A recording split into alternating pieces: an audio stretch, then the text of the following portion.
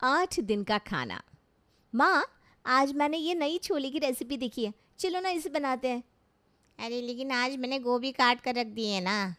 अरे कोई बात नहीं, हम गोभी को डब्बे में फ्रिज में रख देते हैं, कल बनाएंगे। आज ना ये नए मसालेदार छोले बनाते हैं। ठीक है, अगर तेरी यही इच्छा है तो यही बनाते हैं। मैं ये गोभी ना डब्बे में डाल कर रख देती हूँ। आपको पता है मम्मी, मुझे ना अलग अलग नया खाना बनाने का कितना शौक है। हाँ हाँ, जानती हूँ भाई। इसीलिए तो तुझे कभी मना नहीं करती मैं कुछ भी बनाने से। देखा जाए तो ये अच्छा ही है ना, तेरे ससुराल वालों को रोज़ रोज़ अलग अलग खाना खाने को मिलेगा। फिर मेरे ससुराल वाले, आप घूम फिर कर मेरी शादी पे क्यों आ जाती है? अरे अभी तेरी उम्र हो गई है शादी की, तो तेरी शादी की ही बात करेंगे, है ना। और वैसे भी बाकी माँओं की तरह मुझे कोई टेंशन ना है कि मेरी बेटी को ये नहीं आता बनाना, वो नहीं आता बनाना, क्योंकि तुझे तो सब कुछ आता है बनाना। इसीलिए तो तेरे ससुराल वाले तुझसे खुश ही रहने वाले हैं, देख लेना। ठीक है चलो, अब मेरी शादी की बात छोड़ो और ये छोले बनाते हैं हम दोनों। हाँ हाँ, आ जाओ।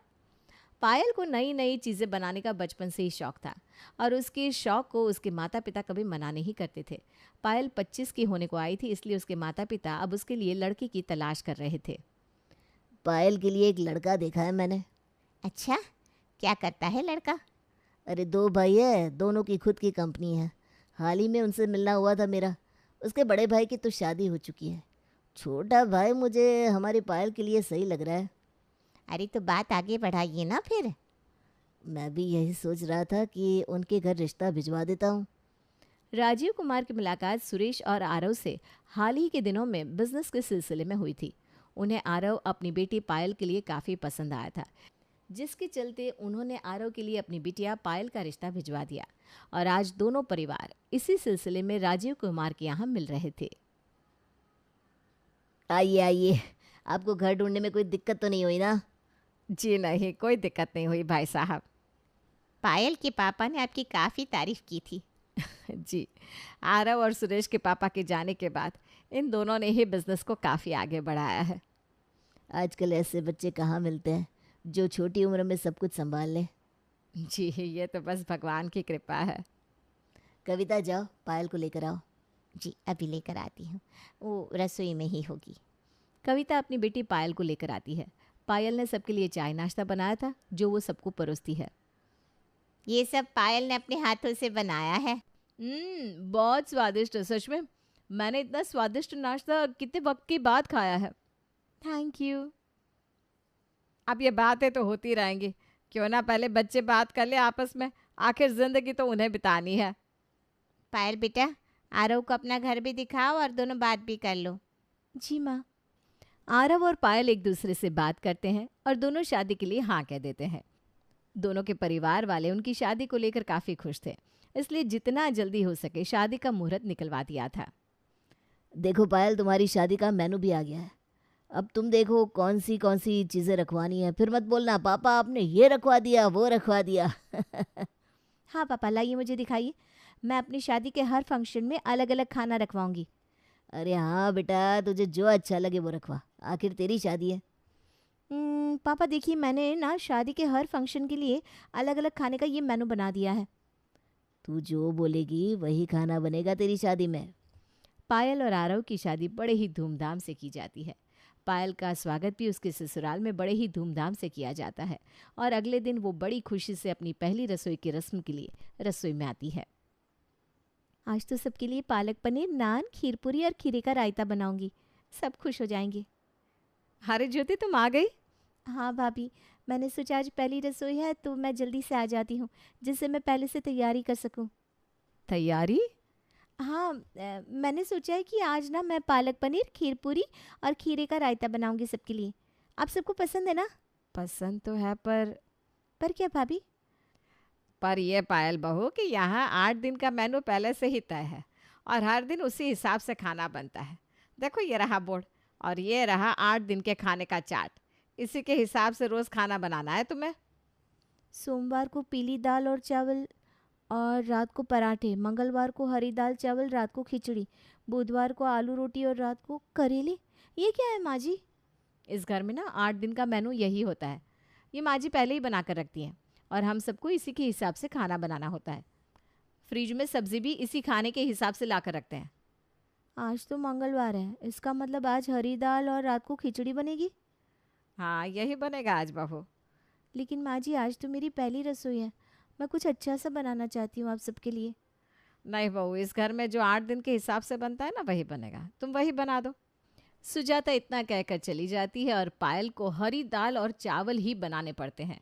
उसे समझ में नहीं आ रहा था कि कैसे किसी के घर में 8 दिन का खाना फिक्स हो सकता है। लेकिन अब उसकी शादी हो चुकी थी, इसलिए उसे अपने ससुराल के हिसाब से तो ढलना ही था।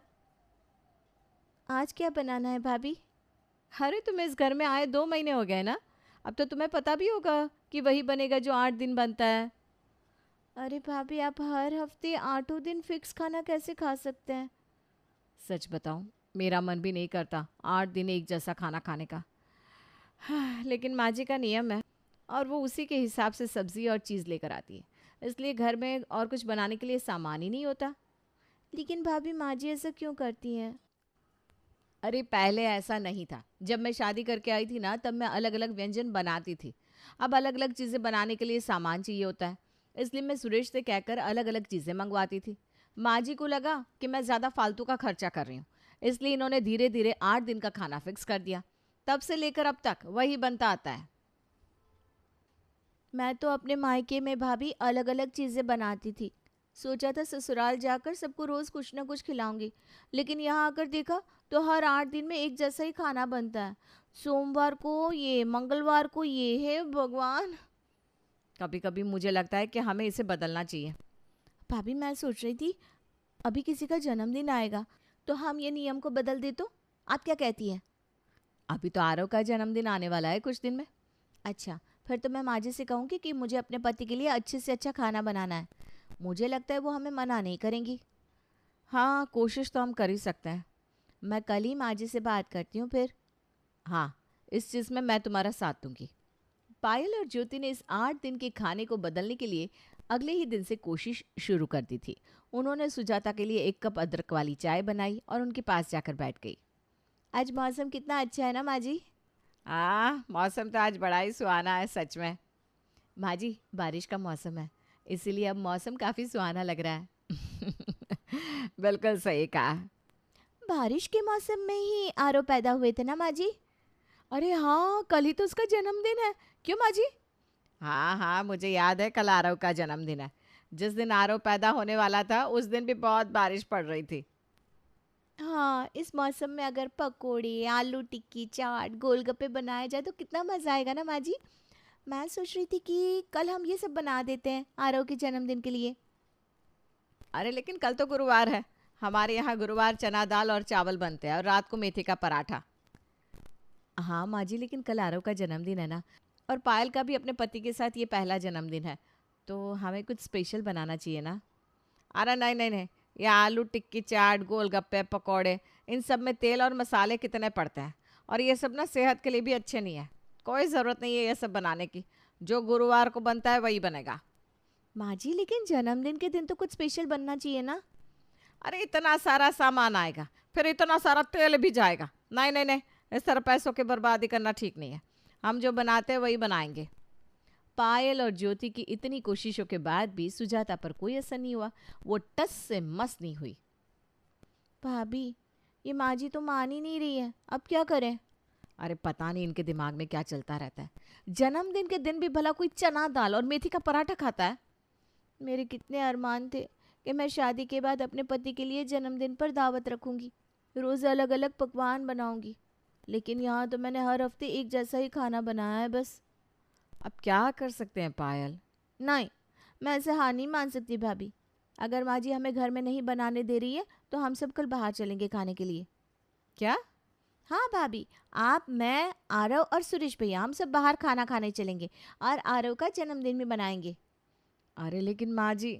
उनके लिए वही बनेगा जो वो हर हफ्ते बनवाती है। और अगर माँ जी ने पूछा कि हम कहाँ जा रहे हैं तो कह देंगे कि हम रात को टहलने जा रहे हैं। हम सब उनके सामने थोड़ा सा चखने जितना खाना खाएंगे और फिर चारों बाहर जाकर होटल में खाना खाएंगे। सच बताऊं, मेरे मुंह में तो अभी से पानी आ रहा है।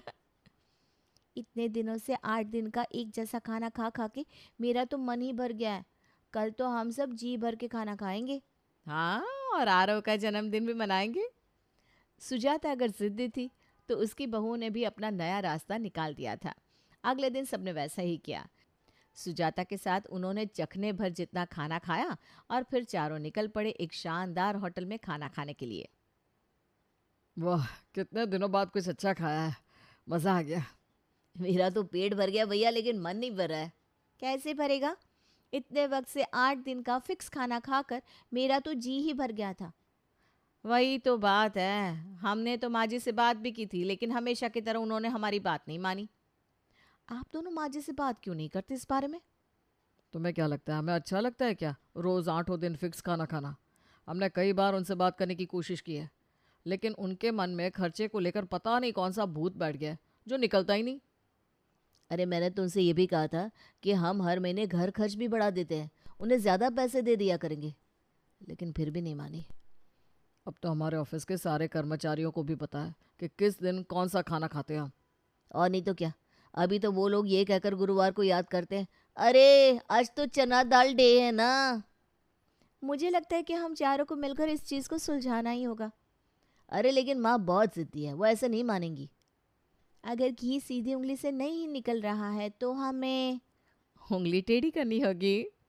नहीं भाभी, हमें घी का डब्बा ही उल्टा करना होगा, तब हमारा काम बनेगा। अरे तुम क्या करने की सोच रही हो पायल? आप बस देखती जाइए भाभी। अगले दिन रोज की तरह पायल और ज्योति रसोई में जाती है। सुजाता को आज चाय नहीं मिली थी, इसलिए वो भी रसोई में आती है, लेकिन रसोई के बाहर ही उसे ज्योति और पायल की बातें सुनने को मिलती है। क्या बात कर रही हो पायल, तुम सच कह रही हो?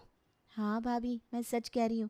जैसे ही मेरे पापा को पता चला कि वो लोग मेरी मौसी की बेटी के साथ ये कर रहे हैं, तो वो सीधा उसके घर पहुंच गए और उन्होंने उन्हें इतना सुनाया कि पूछिए मत। अरे ऐसा क्या किया था तुम्हारी मौसी की बेटी के साथ उसके ससुराल वालों ने? अरे भाभी, उसके ससुराल में उसे उसकी पसंद का खाना ही नहीं मिलता था, इसलिए बहुत कमज़ोर हो गई थी। बस मेरे पापा को जैसे ही पता चला, वो चले गए अपने पुलिस दोस्त को लेकर वहाँ। फिर क्या था, उसके ससुराल वाले सीधे हो गए मेरे पापा और उनके दोस्त को देखकर। अब तो मेरी मौसी की लड़की की पसंद का ही खाना बनता है वहाँ। हाँ, अब पुलिस दोस्त होगा तो किसे डर नहीं लगेगा भला। वैसे तुम भी ना बहुत कमज़ोर हो गई हो जब से तुम्हारी शादी हुई है पायल। हाँ, मेरे पापा ने अभी मुझे देखा नहीं है ना, नहीं तो उन्हें भी मेरी चिंता होने लगती। पायल और ज्योति की बात सुनकर सुजाता आ गई टेंशन में। उसे अपना डर सताने लगा और वो बड़े प्यार से दोनों बहुओं के पास आई। अरे ये क्या बना रही हो? माँ जी, आज शुक्रवार है ना, तो मूंग दाल बना रहे हैं। अरे क्या रोज़ रोज़ तुम 8 दिन का मेनू बनाती रहती हो, कुछ अलग सा चटपटा सा बनाओ ना, खुद भी खाओ और हमें भी खिलाओ। लेकिन माँ जी, 8 दिन खाने का मेनू? अरे भाड़ में गया मेनू, तुम कितनी कमज़ोर हो गई है जब से शादी हुई है। अब से कुछ नया नया बनाओ और खाओ। हम अभी सारा सामान लेकर आते हैं बाजार से। ठीक है माँ जी, आप सामान लेकर आइए, आज हम छोले भटूरे बना देते हैं। हाँ हाँ, अभी आते हैं सामान लेकर। तुम्हारे पापा का फ़ोन आए तो कहना कि तुम्हारे ससुराल में बहुत कुछ बनता है ना बहू? जी माँ जी, कह दूंगी। कैसा लगा मेरा दाव भाभी? मान गए आपके देवरानी जी, अब तो 8 दिन अलग अलग पकवान बनाएंगे।